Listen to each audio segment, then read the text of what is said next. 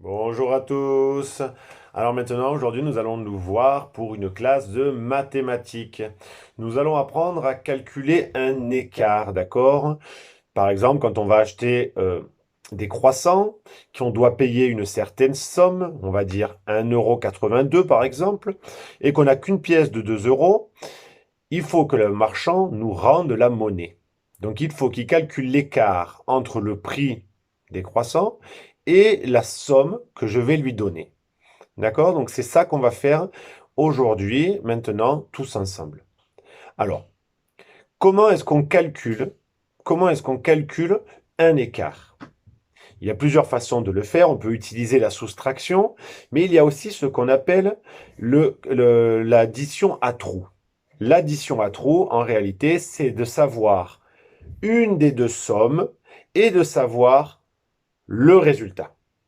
Et il faut qu'on calcule comment on passe de cette somme au résultat, c'est-à-dire ce que l'on doit ajouter au milieu pour obtenir la totalité.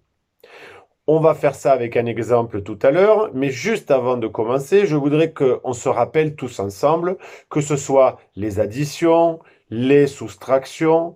On a vu qu'il fallait toujours calculer les nombres dans un certain ordre. D'accord? Il faut toujours calculer en premier les unités, pour passer ensuite aux dizaines et enfin passer aux centaines. C'est exactement le cas, ici aussi, avec les additions à trous.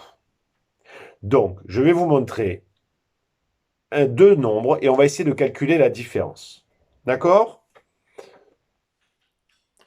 Voilà, voici le tableau. Imaginons que nous avons, on va dire, 137 billes et qu'il faudrait en avoir au total 400. Combien de billes nous manque-t-il? Donc on pourrait le faire, comme on l'a déjà appris en soustraction, 400 moins 137. Mais aujourd'hui, on va apprendre une autre façon de calculer, donc qui s'appelle l'addition à trous. Il s'agit de mettre un nombre dans l'addition, 137, et de mettre le résultat, 400. Maintenant, comment on fait pour passer de 137 à 400 en ne connaissant pas ce numéro? D'accord? C'est ça que l'on va essayer de calculer. C'est ça que l'on appelle l'écart. D'accord? Alors, comment est-ce qu'on fait? J'ai dessiné un axe de nombres qui va de 137 à 400.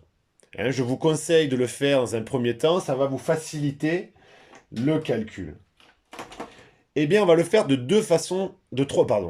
On va le faire de deux façons différentes. Non, on va le faire dans un ordre particulier en calculant en trois parties. La première partie, ça va être de calculer les unités, ensuite de calculer les dizaines et ensuite de calculer les centaines. Comment est-ce qu'on fait? On prend les unités et on va à la dizaine supérieure. Donc 7, on arrivera sur la dizaine supérieure. 137, ça sera 140. Combien est-ce que je dois ajouter à 137 pour aller à 40? Eh bien, on doit ajouter 3. Ensuite, combien je dois faire pour aller de 140 à 200? Donc de 40 à la centaine supérieure. De 4 à 10. Je dois rajouter 6 dizaines, donc 60. Et enfin, dans un dernier temps, je dois aller donc de cette centaine de 200 jusqu'à 400, c'est-à-dire de 2 centaines à 4. 2 pour aller à 4, ça fait 2 centaines. Voilà.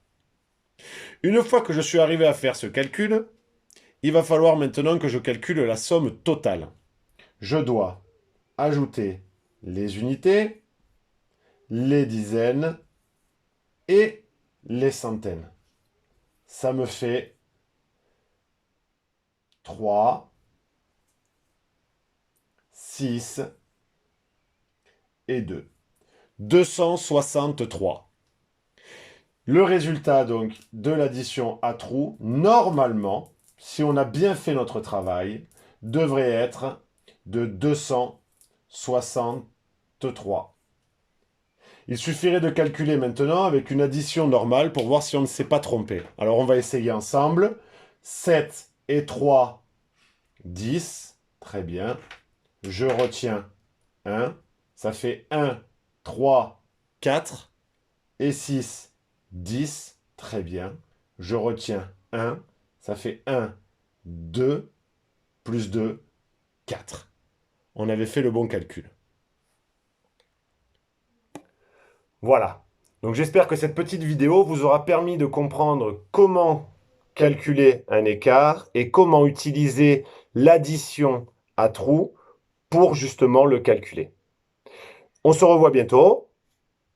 Au revoir.